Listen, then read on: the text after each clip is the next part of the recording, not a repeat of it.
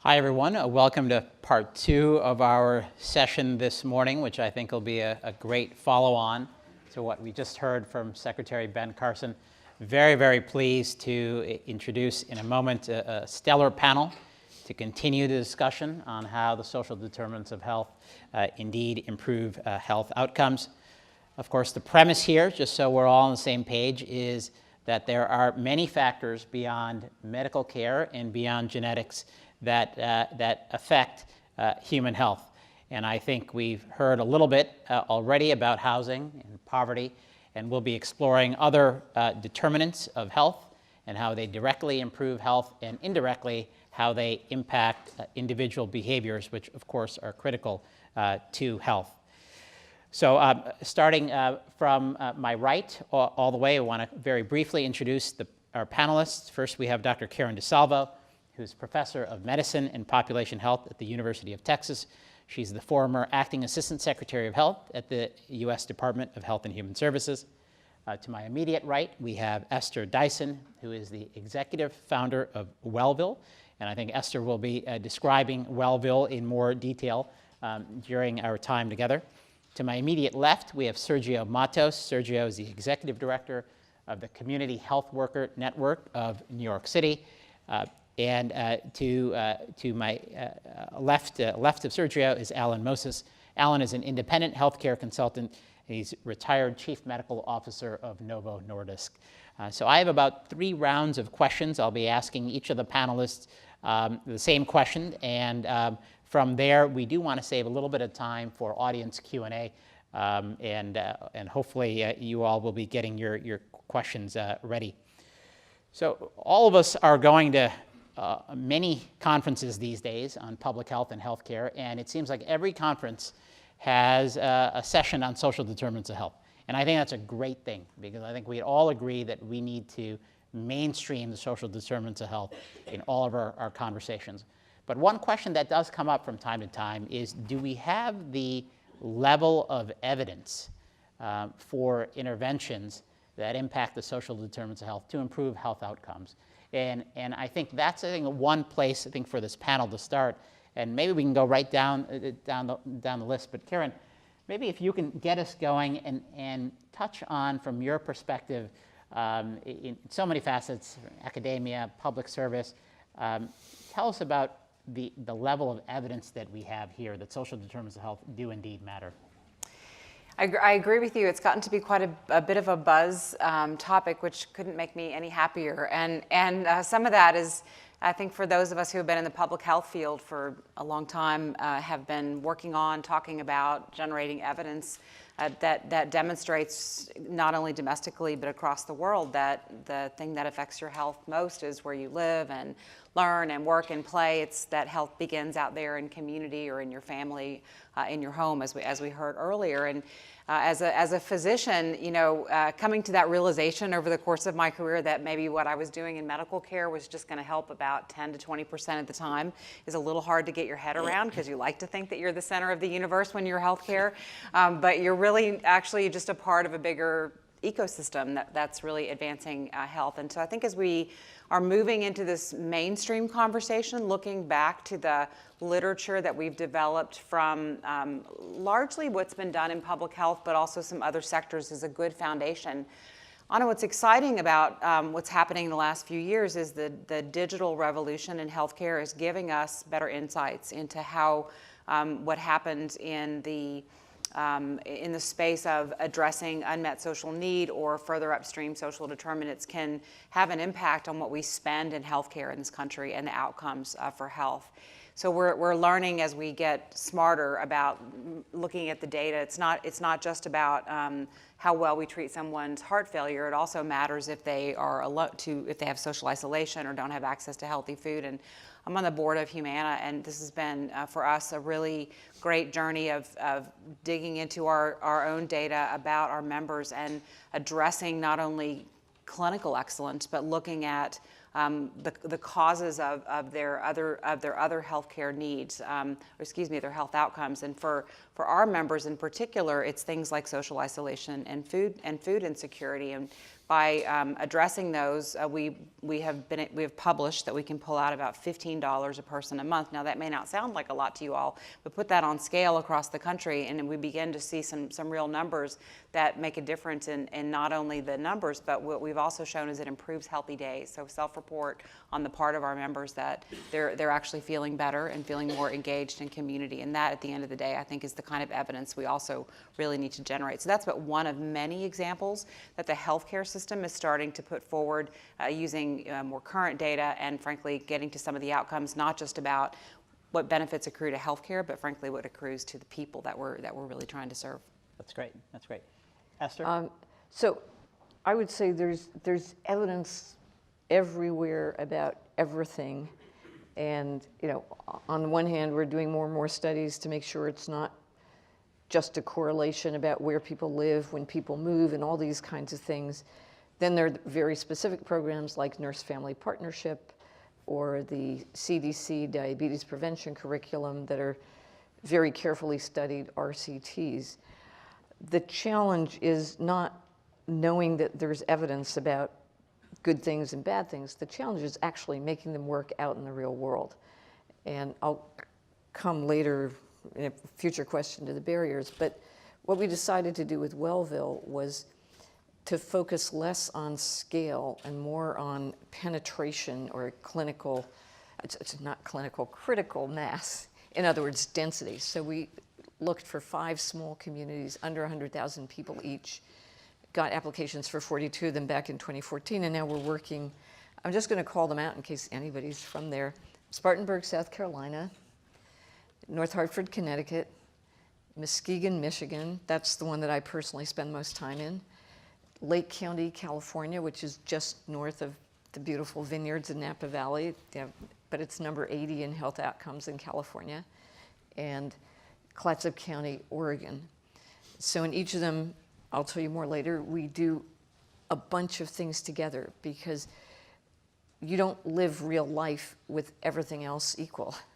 You actually live real life with most things not equal. And in order to have any of these interventions actually work, you have to deal with the other things that are unequal. It may be a straw that made the camel fall, but there were 29 other straws underneath it, and each of those straws contributes. Great. Sergio, evidence on social determinants of health or community health worker interventions? Yeah, so good afternoon, everyone, and thank you for joining us. Gracias. So community health workers is a peer model. Community health workers are members of the communities that they serve in general and share a lived experience with those communities. And so they bring that voice of communities to the healthcare system and social service system. We're in an era of innovation and redesign and reform, and so I'm gonna appeal to the futurist in you, and suggest that maybe there are different ways of assuming and understanding what health means to people. And I know we do talk a lot about the social determinants of health. Thank goodness. May I have that slide, please? Whoever is in control of that. Michael, yeah. Oh, let me see. So I just wanted to flash this so that we, there's 5 determinants, there's 7 determinants, there's 3 determinants. These are the determinants of the social determinants of health, and they are the issues that make people be well.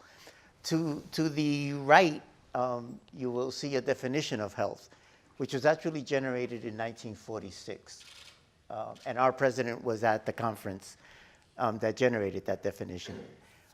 So I would call we pay a lot of attention to the physical aspects of health. We always have. We're starting to pay some attention to mental well-being. We're still not quite at paying attention to the social well-being of individuals. And so that's what people who work in the social determinants of health focus on.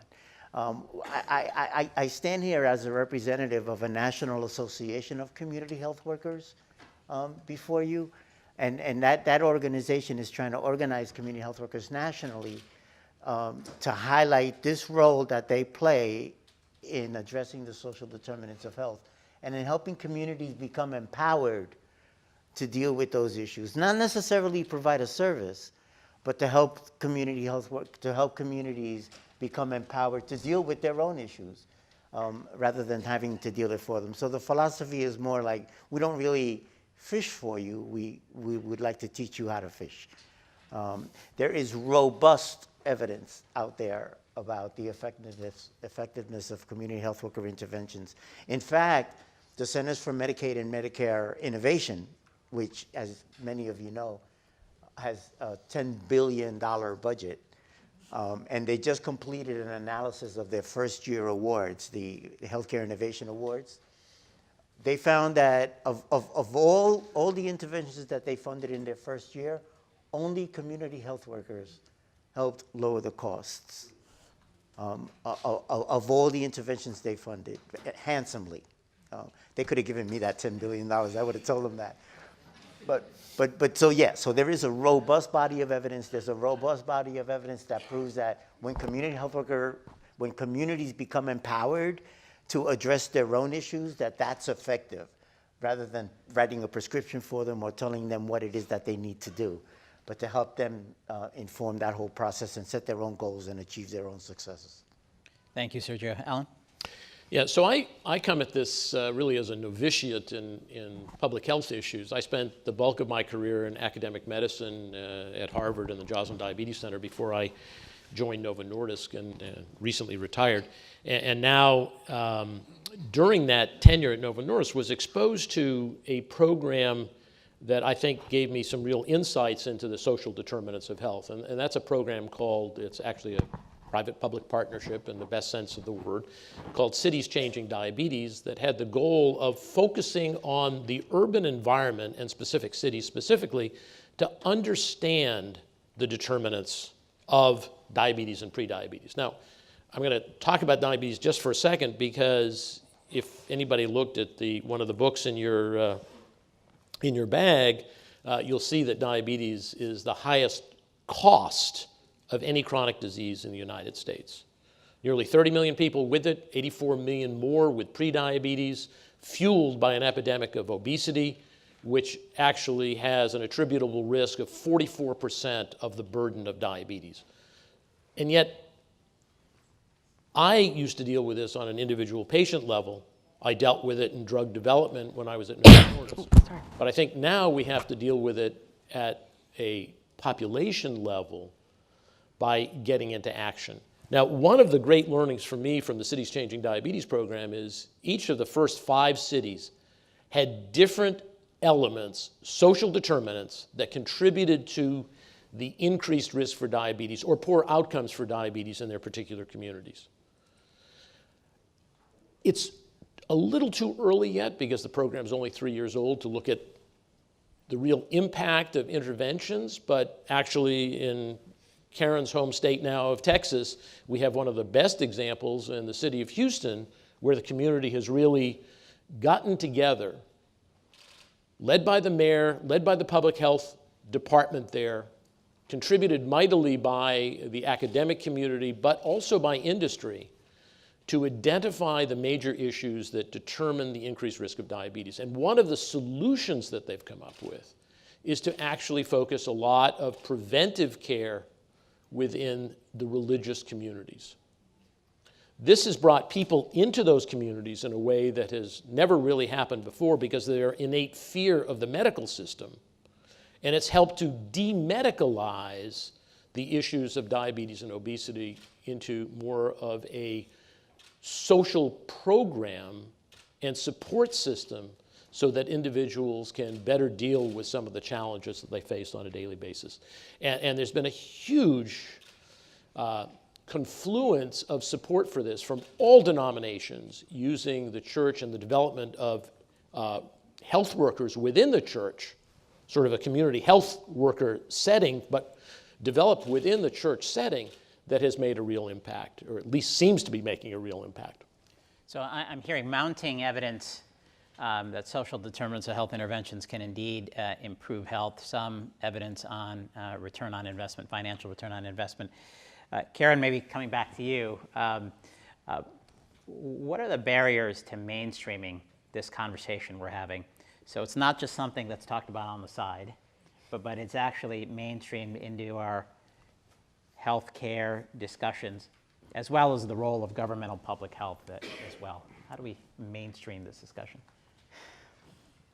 I think about that every day, and so I have a few high-level thoughts about it. One is that most of the work we've done in the U.S. around addressing the social determinants, whether that's community-level interventions or individual-level interventions, has been funded by one-off special projects, and that could be philanthropy, it could be some CEO's interest in a special effort. There's really very little work going on in the country that is a part of the usual course of business. There are some states that are building that into their Medicaid programs, New York, Oregon, Minnesota, Massachusetts. North Carolina is about to make a big move in that direction, but those then are focused on certain populations, not the sort of everybody in the community. On the other hand, we're seeing a lot of good lift and momentum in a very bipartisan fashion from policymakers in the public and private sector. That was a mouthful. About it's not sort of a lefty nice-to-do idea or something you do with your community benefit dollars, but there's a real value proposition in all the ways that I think many of us would care about it. And so that's generating discussion on the Hill and action on the Hill for them to pass legislation, for example, that allows for healthcare dollars to be used for things like food access, or for them to create programs like social impact partnerships. And similarly, the administration in Health and Human Services has been doing additional work, not only through the demonstration projects like the Accountable Health Communities, but starting to think more mainstream about how Medicare and perhaps Medicaid are part of creating a business model to support it. So I feel very encouraged that we're looking at the evidence, realizing that we have to find ways to sustain, because it's not the right thing for the people being served or for us to have a longer term trajectory towards health in the country, and beginning to move this into the sphere of the actuaries. And to me, that's kind of where, from a healthcare standpoint, the bottom line is, once the CMS actuaries, who have more power than I think any of us ever realized, decide that there's a value proposition here, they'll either think about it through the lens of paying with healthcare dollars, or trying to understand how to better support the social care system with other streams of funding. And I just want to raise this on them because I think this is one of the most important branch points that we're at as a country. Even though we would say we haven't mainstreamed the social determinants, I believe we're actually getting kind of close to doing it. But I think we're moving in a direction of medicalizing the social determinants, of thinking of using healthcare systems and healthcare dollars and healthcare language and healthcare outcomes as measures of success in the way that we're going to advance it. And again, I come from the House of Medicine originally, but as I see this through my work in public health, and you mentioned governmental public health's important responsibility and accountability to the entire community, the social care system, which is vast and ready and available, the linkages through community health workers.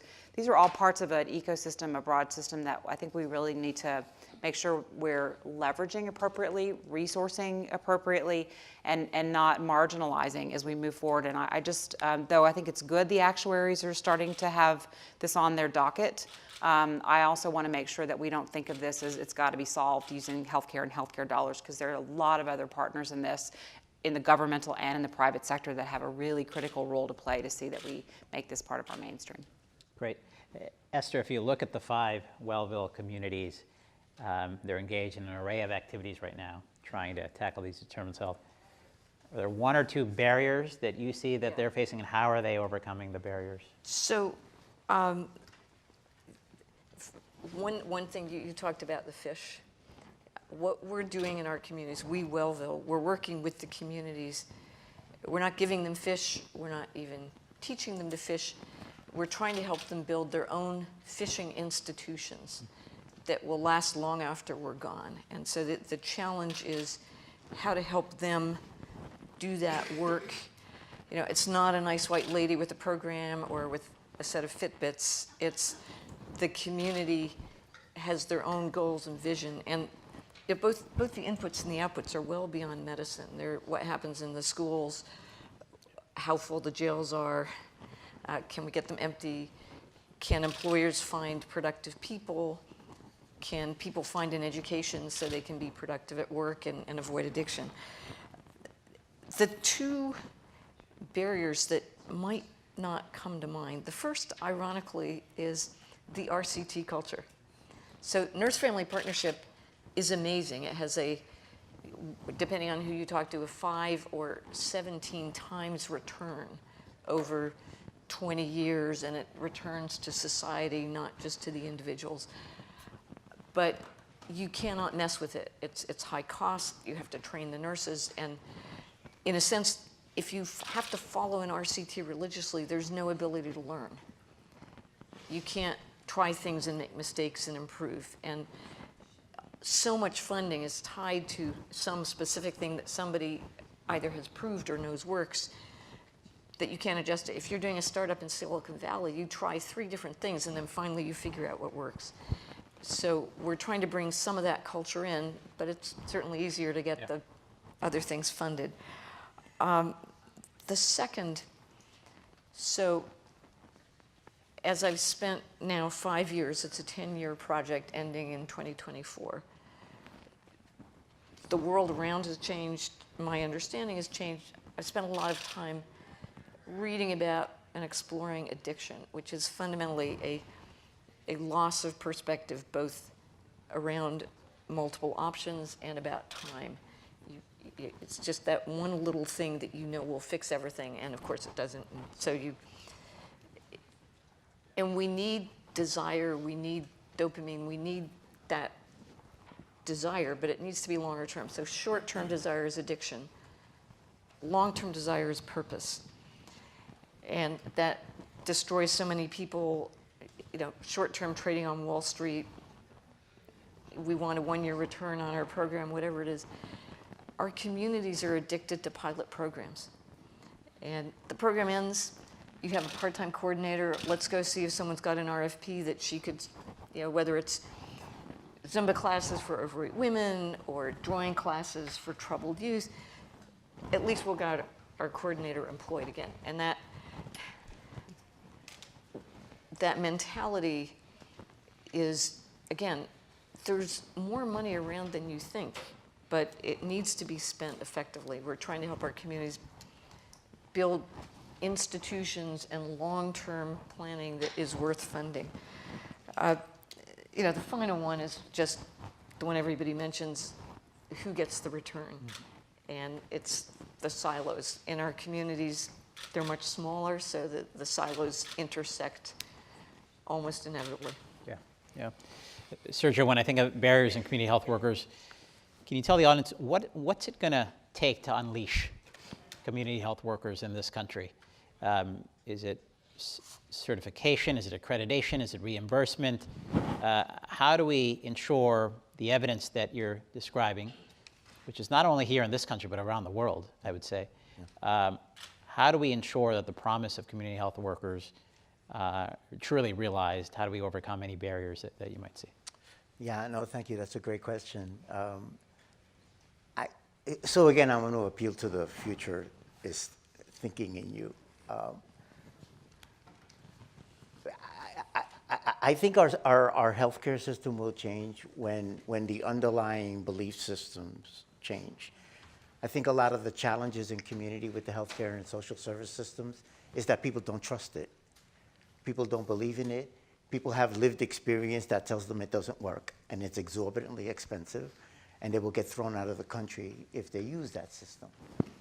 So there is a fundamental distrust for that system, but that system has all the power. And I think it's until we address the issues of power inequalities and issues of equity, then we're going to remain with the same thing. The healthcare system has never historically been responsible for outcomes. This is not beat up on a physician week. Physicians have their ethic and they have their professionalism, but the system that they're paid by has never been really responsible for outcomes. So there's that famous joke that, you know, the operation was successful, but the patient died. Well, that's not a happy ending. That's not a good story. And until we change that dynamic, and I'm sorry that I'm not the bearer of good news for you, But until we change that dynamic, then we're going to persist. I think there are a lot of changes in Medicaid redesign now, particularly in the states that have committed to value-based payments and improving outcomes.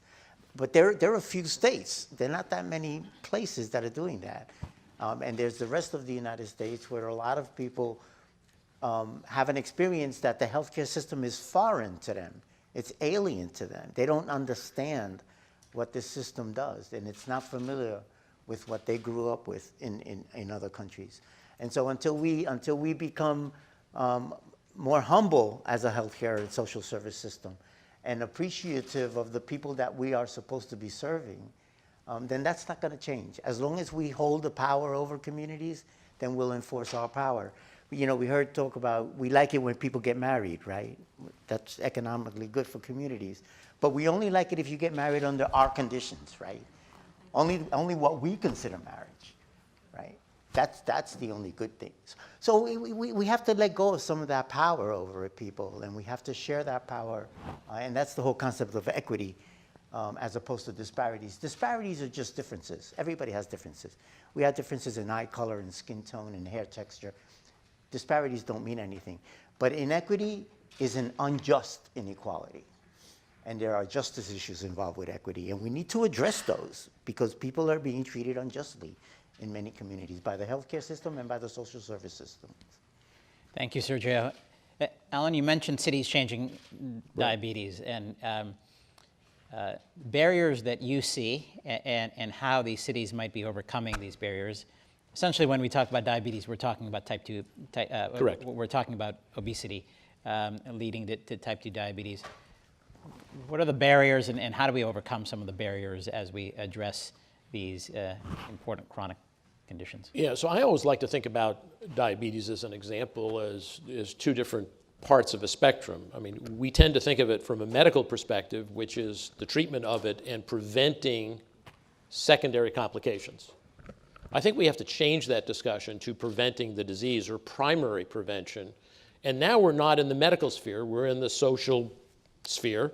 And personally, I think the major challenge is the concept of introducing health into our daily lives, not as a medical issue, but as how we live and how we set up our systems, how schools teach children to not only live healthier lives, but to teach their parents how to live healthier lives, and maybe how to become emissaries into the community, if you will, to help their neighbors also live healthier lives. I think part of the challenge we have is this unnatural division that occurs over language rather than what we actually need to do. I think, as Esther alluded to earlier, we know a lot of what needs to be done. Do we know it all? Absolutely not.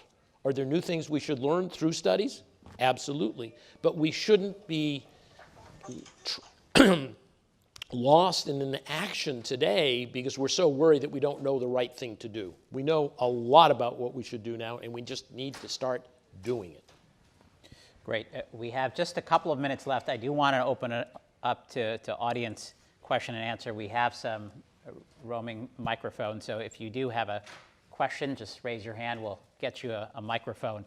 And while we're waiting for questions, I might ask our panelists sort of as a final takeaway for the audience, if there's some advice you could provide the audience, and Tara, maybe we'll start with you, in terms of how they, whether it's public health, healthcare, industry, academia, could really advance the social determinants of health conversation. What would that be? First, we'll get to a question, but just if we do have a second at the end, we'll get to that. Please.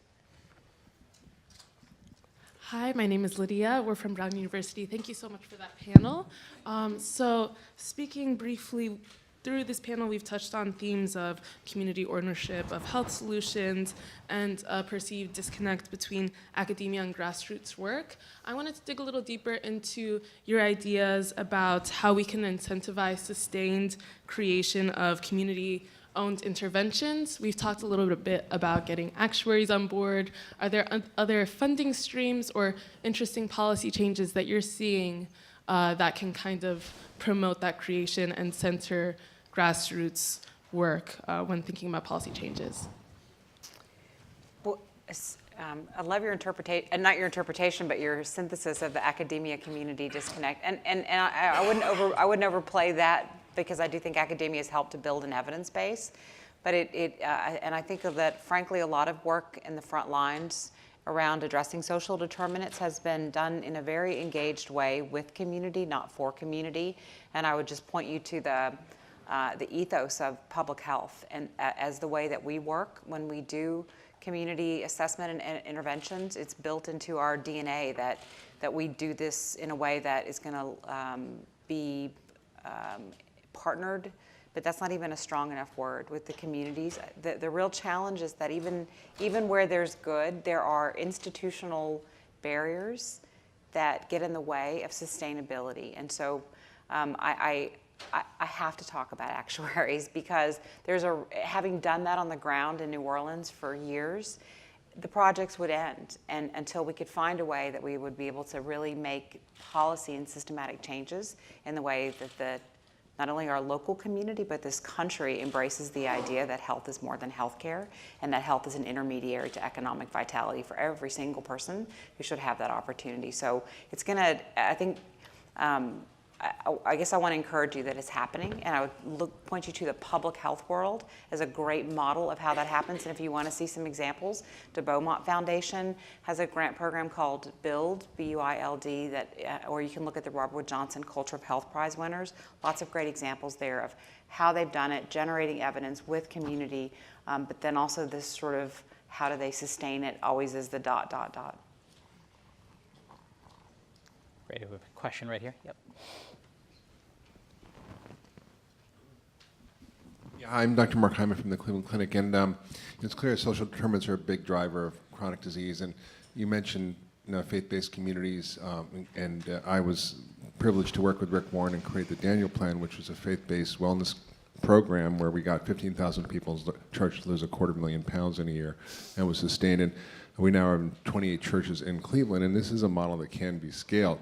The real issue is if community health workers save more money than any other intervention from the CMMI, $10 billion fund, what is the obstacle to getting those programs funded and incentivized if we know the social determinants are the biggest driver? And perhaps, Karen, you could share, because you've been in government and understand the obstacles.